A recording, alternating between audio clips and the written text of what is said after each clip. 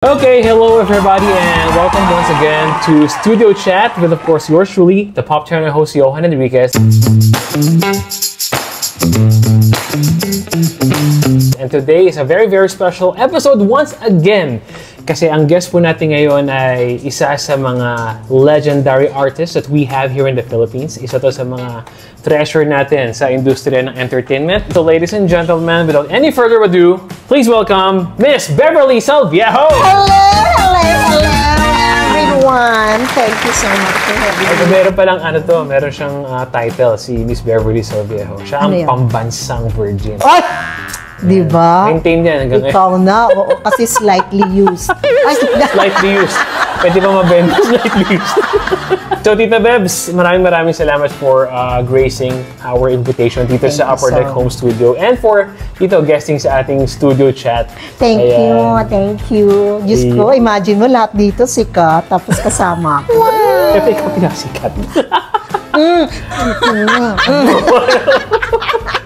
Just like any other artist who would come here, visit, and do music together with me dito sa studio, gusto ko lang na parang marinig nila yung kwentuhan natin about your vocal journey. Because every student that comes here to do vocal coaching with me, tinatanong ko muna sila kung ano ba yung vocal journey mo? How did you start singing? Paano ka nagkaroon ng interest kumanta?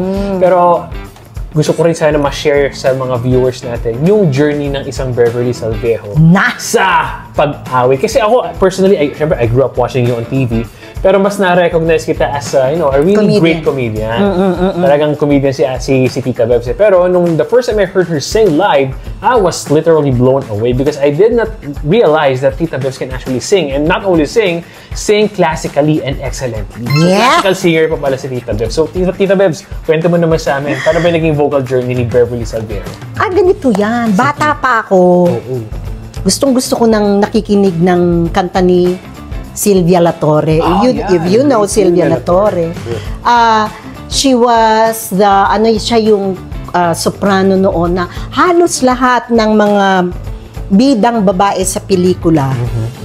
Lalo na pag kumakanta, boses niya ang ginagamit. Okay siya. Ngayon, siya mga kumakanta siya ng mga sa kabukiran. As a matter of fact, ang unang-unang kantang natutunan ko was sa kabukiran.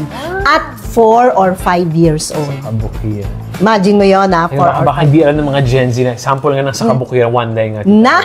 Sa kabukiran. Sa kabukiran, walang kalungkutan. Lahat ng araw ay kaligayahan. Ganon. Anyway. So after that, di syempre, noong bata kami, kapag dating ng pagkatapos ng lunch, mga alauna, kailangan matutulog ka. Okay. Kasi kung hindi, meron kang palo. Oo. Ako, doon ako sa sulok-sulok.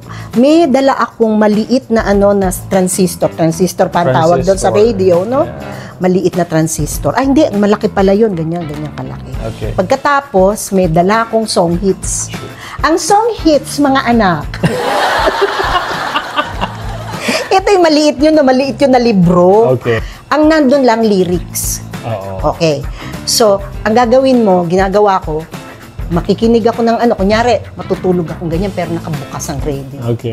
Pero kapag wala nakatingin, oops, yan na yung song hits. Kaya noon, yung mga kanta noon, memorize ko yung lyrics. Until now, marami pa akong mga kantang luma na pag-aralan ko noong bata pa ako hanggang ngayon. Uy! Ang lola mo, kahit sa school, laging first part or second part ng program. Kunyari yung mga ganyang kakanta, choir, ganyan. At sumasali din ako sa mga school plays, yan, ganyan. In all aspect and in all stages of my life, nandoon ako. At 5 years old, sumali kami ng isang kaibigan ko sa singing contest. Kinanta namin ay yung I Will ng Beatles. Beatles. Okay. Sobrang hit Who knows how long I've loved you. Yan. At ang walang minus noon, gitara yon. Okay. So, ang main prize ay 50 pesos. 50 pesos back Kami, then. nanalo kami, 10 pesos. Wow! Ang laking pera nun. Malaki na yun. 5 pesos kami, malaki yun. Pero are you the only singer in the family? Or parang Hindi, may mga hindi. kapatid ka, parents mo? My father ay kumakanta sa habang nagluluto. Sure. Kasi sumasarap daw ang pagkain pag Kapag kinakantahan. Yan.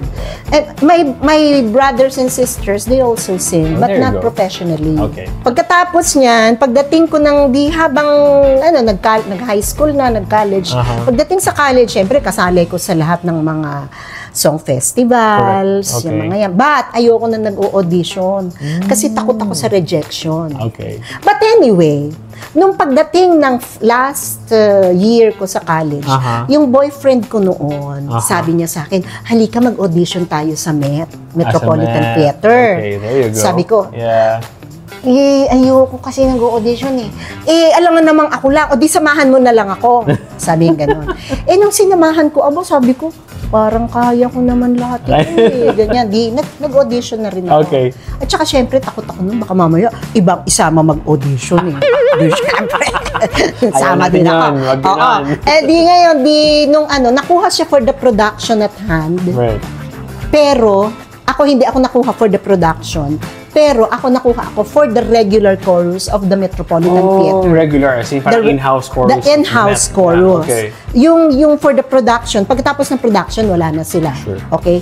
Except for the members of the regular chorus na napasama Correct. doon. Okay.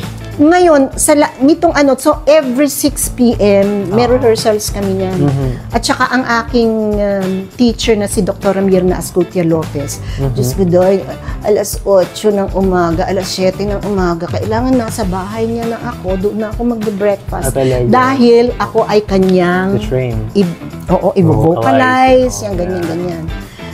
Where did you go back sa College of Music or Conservatory No. for Hindi, doon lang yung mentor mo. Okay. I graduated sa UST ng BS Math. BS Math. Oo. But I would have wanted to go to music. Except na ang sabi ng tatay ko, wag ka dyan, walang pera dyan.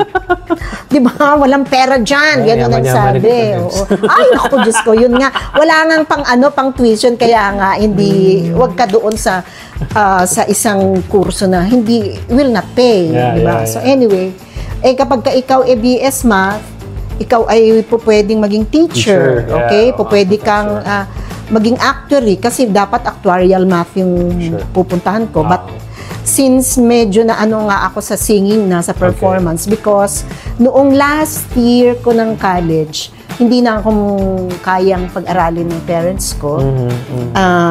Pinag-aral ko na yung sarili ko because napasok na ako sa Metropolitan Theater. Doon sa Metropolitan Theater, lahat ng production nandun. Pero lahat din ng mga sa labas na mga shows, sa hotels, sa bars, nakasama yung at pati kasal, patay. Oo, hindi, lahat. Binyag. Lahat, libing, lahat kinakantahan namin. Wow. So doon na rin na yung aking kapal ng muka. Nahasa doon na nahasa yung kapal ng muka. Oo. Kasi nag-excel din ako doon sa aking boses, which is as a soprano. Yeah. Oo. Magaling yung teacher ko In 3 months, napalabas niya yung boses ko ng Anyway, after that, nag-audition ako for Magsimula Ka, which was a musical play.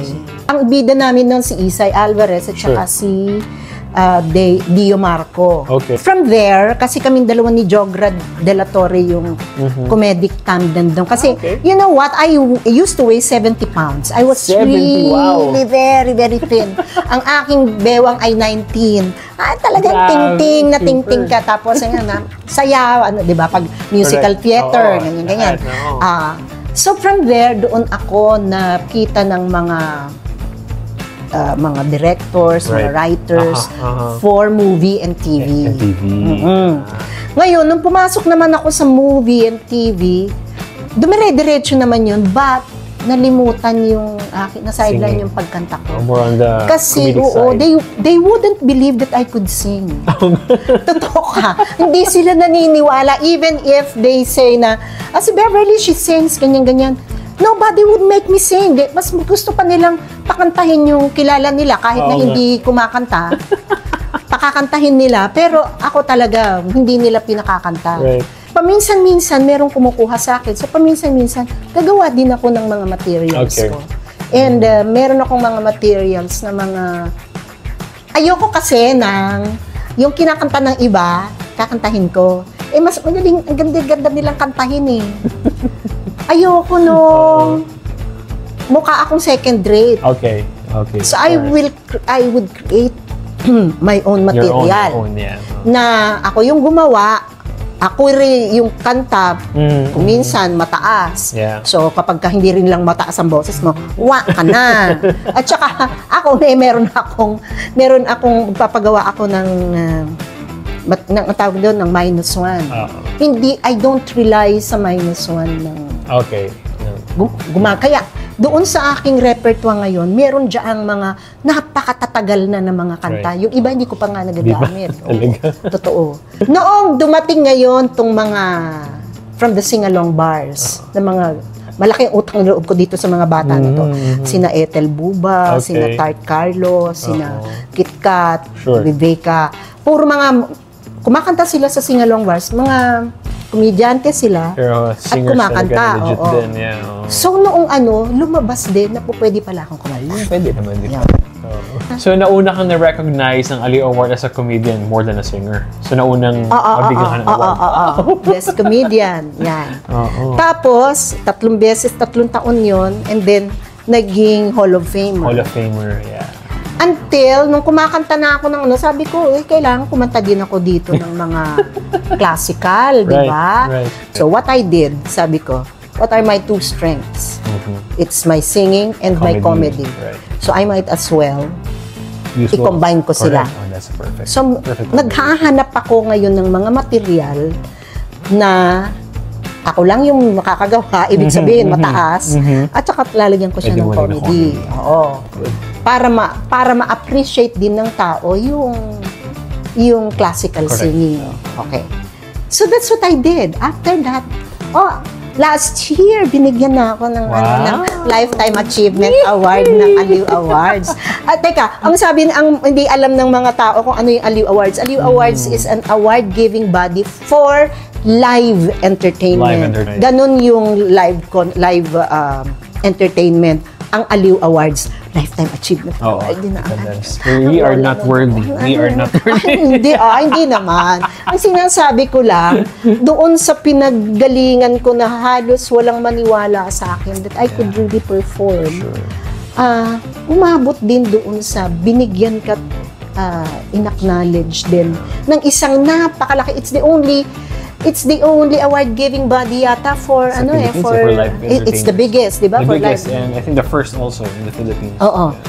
So that only goes to show that Tita Beverly Salvio is very much secured with what she can do in the industry, with her skill set, with her talent. Secured na secure siya kasi hindi niya kailangan sumagot sa mga bashers niya because she knows in herself how good she is. I mean, her longevity niya sa industry, it would speak for itself. I'm already 40 years in the business. Wow. So, napaka-kulay at napaka-inspiring na vocal journey ni Tita Beverly Salviejo. Oo, akala ninyo madali yung pinagdaanan. Marami. Marami yung sakit lang ng dibdib na sabihan kang hindi ka kumakanta. Ayaw kang kunin kasi hindi nila alam. Kaya ngayon, nitong mga nakaraan, mayroong mga nagtatanong talaga sa akin. Nito right. Where have you been? Okay. No, where have you been? I've been here all along. Back to yung question. So, nakaka-inspire ang kwento ni Tita Beverly, and she's an embodiment of how versatile Filipino artists can be. So, nakaka-inspire ako mismo, na-inspire ako to be, to continue being more versatile in my craft. Na I should not limit myself to just singing. Kaya ako nag-host din ako. I do everything on the side kasi nga maganda na multiple facets of artistry na meron ka as an artist, because that will set a high bar for yourself in terms of giving yourself value in the industry. True. And sana ma-inspire din yung ating mga viewers kay Tita Bebs. Thank you, Tita Bebs. Salamat ng marami. And baka may magtanong ulit sir, where have you been? Where can they find you? Where can people find you? Where can they keep Well, you can PM me sa aking FB, which is Orig Beverly Salviejo. Kasi may mga fake. So, May mga let's stick with fake. the Orig. Ay, Diyos Orig, ko. So, Beverly Orig, Salviejo. Beverly Salviejo. Ayun, so there you have it, ladies and gentlemen. Again, this has been Studio Chat with Johan Enriquez, and this time with Beverly Salviejo, and I'll see you in the next. Bye! Love ya.